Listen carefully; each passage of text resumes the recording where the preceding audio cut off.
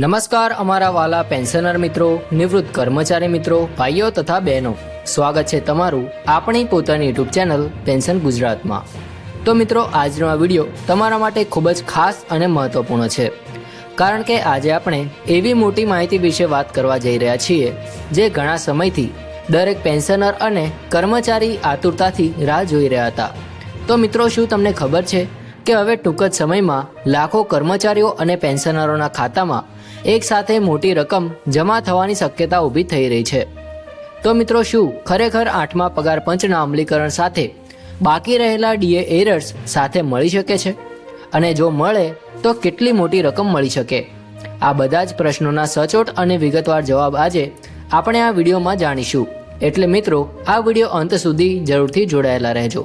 પરંતુ એ પહેલાં એક નાનકડી વિનંતી છે કે જો તમે આપણી ચેનલ પર નવા છો તો આ ચેનલને જરૂરથી સબસ્ક્રાઇબ કરી લેજો, કારણ કે આ ચેનલ પર અમે દરરોજ પેન્શનર તેમજ સરકારી કર્મચારીઓને લગતી તમામ માહિતી લાવતા રહીએ છીએ। તો મિત્રો, સૌથી પહેલાં આપણે સમજીએ કે આ આખી ચર્ચાનો મુખ્ય મુદ્દો શું છે। તો હાલમાં દેશભરના કરોડો કેન્દ્ર અને રાજ્ય સરકારના કર્મચારીઓ અને પેન્શનરો 8મા પગાર પંચની રાહ જોઈ રહ્યા છે। જાન્યુઆરી 2025માં સરકાર દ્વારા 8મા પગાર પંચની રચના કરવામાં આવી હતી અને તેને પોતાનો અહેવાલ તૈયાર કરવા માટે લગભગ 18 મહિનાનો સમય આપવામાં આવ્યો છે। હવે આ સમયગાળો પૂર્ણ થવાની નજીક છે અને તેથી હવે આશા વધી રહી છે કે ટૂંક સમયમાં 8મો પગાર પંચ અમલમાં આવી શકે છે। આ સમાચાર માત્ર એક સામાન્ય અપડેટ નથી, પરંતુ લાખો પરિવારો માટે આર્થિક રીતે મોટી રાહત લાવી શકે છે એવી ઘટના છે। હવે મિત્રો, એક મહત્વપૂર્ણ પ્રશ્ન એ છે કે 8મો પગાર પંચ લાગુ થશે ત્યારે કર્મચારીઓ અને પેન્શનરોને શું ફાયદો મળશે? તો સૌથી પહેલો અને મોટો ફાયદો હશે 8મા પગાર પંચમાં વધારો। જી હા મિત્રો, હાલમાં 7મા પગાર પંચ હેઠળ મળતા પગારમાં નોંધપાત્ર વધારો થઈ શકે છે। ફિટમેન્ટ ફેક્ટર જે હાલમાં 2.57 છે તે વધારીને 3 અથવા 3.25 સુધી લઈ જવાની માંગ કરવામાં આવી રહી છે। જો આ માંગ સ્વીકારવામાં આવે છે તો હાલનો લઘુત્તમ મૂળભૂત પગાર 18,000 રૂપિયાથી સીધો 54,000 રૂપિયા સુધી પહોંચી શકે છે।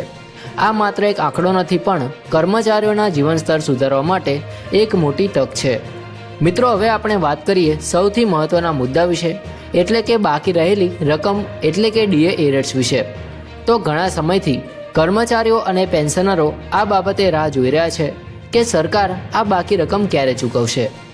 તાજેતરના અહેવાલો મુજબ જો 8મું પગાર પંચ અમલમાં આવે છે તો લગભગ 20 મહિનાનો એરિયર્સ એક સાથે ચૂકવવામાં આવી શકે છે।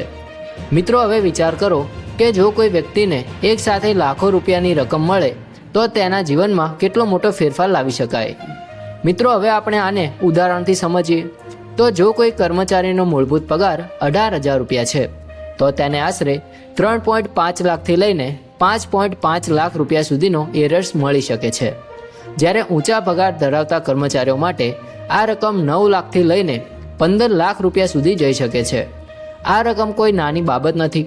આ એક પરિવારના ઘણા વર્ષોના ખર્ચને સરળ બનાવી શકે છે, દેવું ઉતારવામાં મદદરૂપ બની શકે છે અને ભવિષ્ય સાથે સચોટ યોજના બનાવવા માટે ઉપયોગી બની શકે છે।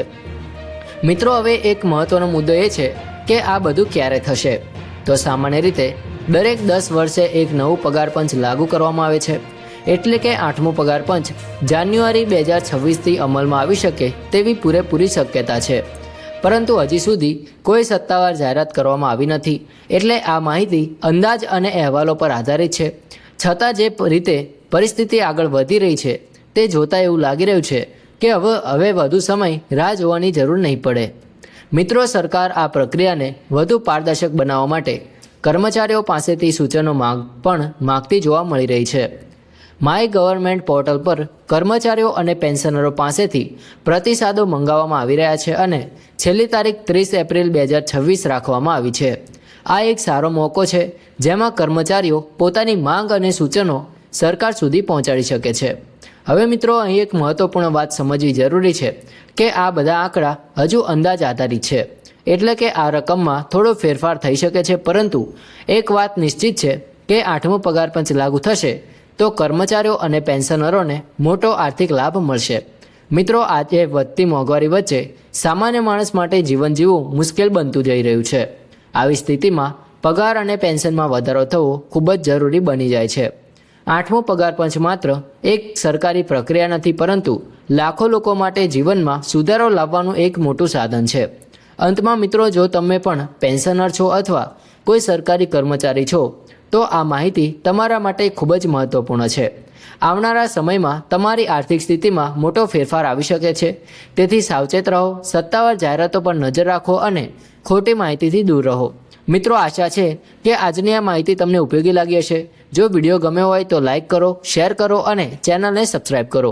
ફરી મળીશું નવા વિડીયો સાથે, નવી માહિતી સાથે. ત્યાં સુધી જય હિન્દ, વંદે માતરમ.